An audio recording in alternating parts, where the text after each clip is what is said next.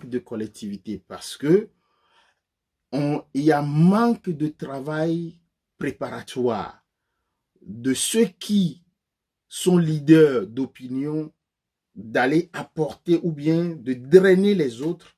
Il y a manque de préparation. Et souvent, ces manques de préparation arrivent à ne pas fédérer beaucoup de personnes autour d'un projet et surtout lorsqu'il s'agit de projets économiques, de projets de création de richesse. La sagesse financière est les deux principes que on a discutés. La sagesse financière est la troisième qui apporte l'élément complet que je mets dans les trois principes lorsque vous ne vivez pas dans un pays et que vous voulez aller investir. Les étrangers qui voyagent vers notre pays,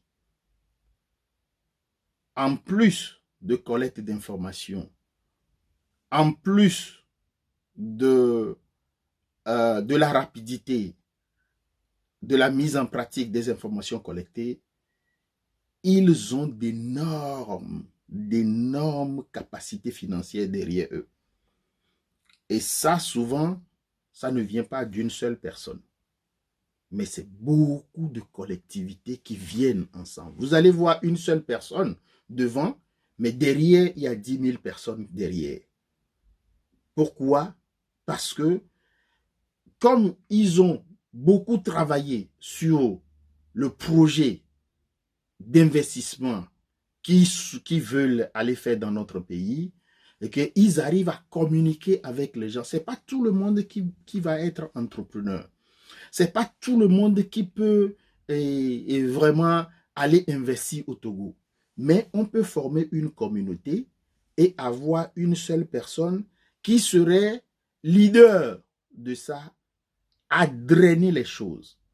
Et là, souvent au Togo, la diaspora togolaise manque de ça. Et parfois, les leaders de projets ou bien les porteurs de projets dans la diaspora, et surtout, je parle de projets économiques, les projets de création de richesse. Parfois, ils ne sont pas bien préparés. Parfois, ils n'arrivent pas vraiment à communiquer avec beaucoup de personnes pour les rassurer à ce que tout le monde puisse apporter le peu qu'il a pour aller investir et impacter nos pays. C'est ça, je parle de sagesse financière. La sagesse financière, c'est la capacité à pouvoir expliquer un projet économique à une collectivité énorme pour les fédérer et leur donner l'assurance à ce que il y a une collectivité de fonds participatifs puisse être née. Et voilà la sagesse financière.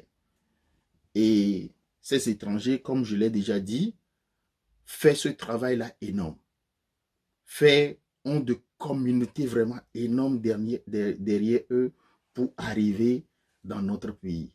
Et c'est ça aussi qui manque aux Togolais de l'extérieur. On ne peut pas aujourd'hui les choses, la capacité d'épargne de la diaspora togolaise n'est pas énorme, ou bien de toute diaspora. Lorsque vous vivez dans un pays, vous avez les charges dans ce pays et autres, et que maintenant vous voulez aller investir dans votre pays, c'est vraiment très difficile. C'est une capacité, on n'a pas de capacité. Si on prend 10 Togolais, on trouvera peut-être 2 qui auront cette capacité financière. Mais si il y a une naissance de fonds participatifs entre ces Togolais-là, parmi ces Togolais vivant à l'extérieur, et je pense qu'il y aura beaucoup d'investissements participatifs de Togolais à la diaspora. Ça ne veut pas seulement dire que d'aller apporter et comment, je ne veux pas prononcer le mot, d'aider la famille juste. Non, il s'agit de création de richesse.